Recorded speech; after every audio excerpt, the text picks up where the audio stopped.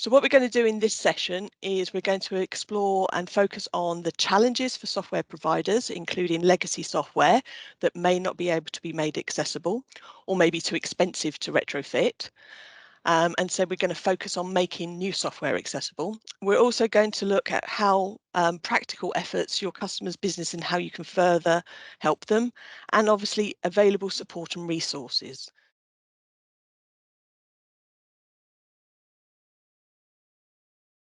So we know what this is. It's a CAPTCHA code. More often these days, they are, images of a number of, I don't know, road signs partially obscured by trees or other things. It's an arms race against the AI-driven bots that are trying to thwart the CAPTCHA.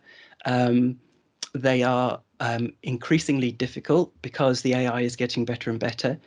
These are hugely problematic for people with impairments, as you can tell, because the visuals are complicated or distorted, as we have in this case. For someone like myself with a vision impairment, I have to tick the wheelchair symbol, which gives you the audio version. Now, that's a slightly odd choice of an icon, but anyway, the wheelchair symbol is for visually impaired people mostly. So we're going to listen to an audio, and this is what I would have to listen to. So this is an important high stakes activity here, guys. You have to try and crack this code, and then I'd like you to type into the chat what you heard. 9 L 3 7 9 11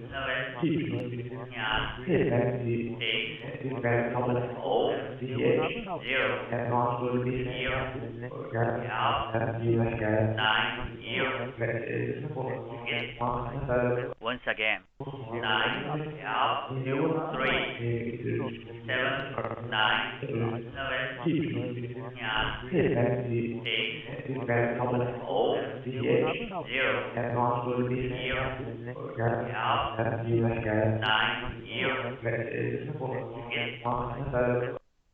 I have done this in front of audiences, one of 1,800 people. I asked them to jot it down on their phone while they were listening to it, or to write it down on a bit of paper somehow to get it down, and then to spend 30 seconds comparing it to their colleagues around them to see if anyone got the same, and then invited someone in the audience to put their hand up if they got the same as their colleague. And even in that audience of 1,800, no hands went up. Once you've got a site that or an app that is going to be usable for people with more extreme needs, it's going to be extremely usable for everybody else. So it's definitely pushing in the right direction. There's no friction or conflict whatsoever between accessible or inclusive design and good design. It's a win all round. And if you do it as part of your day job rather than retrofitting, 2 to 5% additional effort and cost, which I know sounds like a lot, but the ROI is much more than that when it comes to lower maintenance cost, better usability for your users, etc.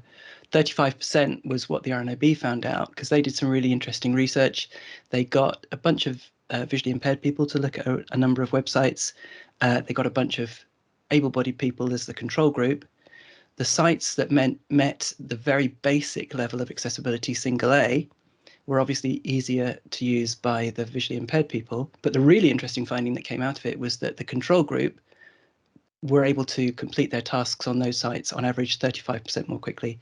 So wow. Everyone will get this kind of 35% usability bonus, even if you just meet the base level of accessibility, and it goes up from there.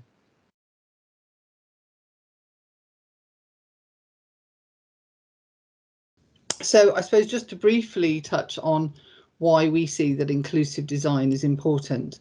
It's certainly clear from the statistics that Pauline just shared that the impact of a lack of accessibility online has a significant, across a significant impact on both the global and the UK population. And from a commercial perspective, it's clear that, there's a huge amount of business that's actually being lost by SME market in particular, but actually not taking into account all of the users that might want to use their website or their software platforms and things like that. Particularly when you're looking to use assistive technology, looking at those user journeys, not only from a revenue perspective, but also from an inclusivity perspective. So looking at user journeys is really important. Equally, SEO, again, businesses invest a huge amount of money in SEO to improve their online visibility. And actually, if you look at the algorithm that Google uses to actually rank websites, a lot of the things that you would need to do to have a well SEO'd website, for want of a better word, is the fact actually that it actually helps with inclusivity and accessibility.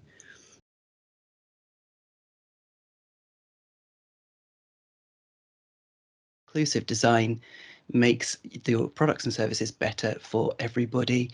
And we often want to kind of move the terminology away from accessibility towards inclusive design or digital inclusion. When you do things in an inclusive way, you're going to be helping every single user, particularly when it comes to mobile. I mean, I can't see at all, but for people who have a vision impairment and need to have larger text, their own choice of colours, a larger arrow on a nice great big monitor, if the sun comes in and is making it difficult to see, then you can close the blinds in your office or your home office. When we're talking about extreme computing, i.e. mobile computing, all of that goes out of the window. So, and we're definitely talking about mobile first computing in this day and age. The stats are 56%, sometimes often considerably higher, from mobile devices to any given website on a daily basis. And that doesn't factor in apps. Where there is an app alternative, people may well use that. Platforms are proliferating. So we had the old desktop PC, really controlled environment, moved to mobile when all of that went out of the window. Everyone's computing on the edge on a daily basis. And now we've got, ambient computing where you just talk to the air. And that functionality needs to be speech friendly, needs to have formatted information in a way that is speech output friendly as well, such as I need as a blind person. And there's so many parallels here where if you cater for people, according to the accessibility guidelines, you make sure that your content is able to be driven effectively by a Dragon user, for example, listened to effectively, like someone, myself, who needs to have speech output, then you're going to have a better and easier time of it importing it to these new platforms that are springing up all over the place. If you haven't got a strategy including smart speakers yet, or personal assistants, then you absolutely should be factoring that in at least, so you know what you're going to be doing when it becomes mission critical for you to do that. Once you've got to grips with WCAG 2.1, 2.2 is just around the corner, 3.0 isn't far behind, probably 2 to 3 years. The platforms that are included in those are much broader. They will include stuff like this, AR, VR, mixed reality, whatever that is. So there's going to be lots of chance, once you've got to grips with the basics or the kind of real core concepts of accessibility, once you've got that under your belt and you feel confident and comfortable in building those into your kind of day-to-day or your day job, you'll be in a much better position to be able to embrace the next platforms as they come along. We would strongly recommend looking at inclusive design today as table stakes, something that will make your products compliant. So these are the key pillars or dimensions, and under each of these are a number of discussion points, and they cover all of the areas of digital accessibility that should be just so across your organization. You can imagine that capabilities around training up your individuals, properly supporting them, certainly under leadership, that covers, making sure that there is the right resourcing in place, etc. Here you can see what is how each of the different dimensions or pillars are defined, so you can get a bit more information about what is covered. Really important to get the right people in the room to have that discussion, and to have prompted the kind of lead person within that organization about whether they can do a bit of fact finding in advance to see whether they have certain policies, documents, for example, what tools they're using, etc. So they bring a bit of information to the table. Microsoft have just announced that they are upping the prioritization or the kind of signposting of their accessibility checker to put it side by side with a spell check. And that's hugely important, because even though I said that automated checking isn't the be all and end all, to have, the accessibility checker run over your document just like the spell checker is really useful. So the public sector regs are hugely important to you. They're probably the most notable addition to those new regulations, those new requirements, is to have an accessibility statement on your application, on your desktop website, on your mobile site, on your mobile app. And that clearly, in that statement, there's lots of things that you need to comply with, including saying where you are accessible and where you're not, and giving a clear channel for people to feedback any issues that they have with it. So that's probably what you would use as your platform for laying out your current compliance situation. So the public sector regs came in a few years ago, and that was based on the Web Accessibility Directive. That was the public sector European legislation. The new legislation, the European Accessibility Act, is much broader, covers everything from ATMs to public kiosks to what you hold in your hand to every hardware and software. And it's really exciting because, just like the public sector regs, it now requires that every single country names a central body, for UK it's CDDO, to monitor, proactively monitor websites, other things, and to report on them. No easy answer to it. I mean, the Valuable 500, which I mentioned before, their whole mission is to get buy-in at sea level or above.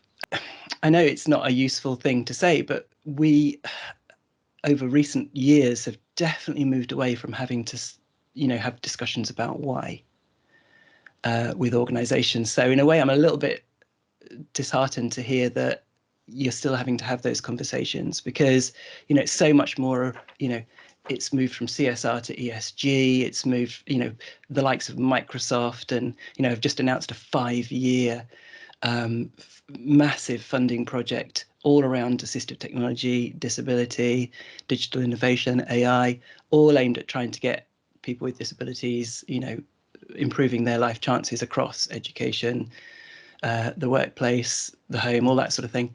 So to have that, to sort of know that you guys are still having to win those battles, that's, so maybe to kind of talk about the broader landscape and how much it's shifting.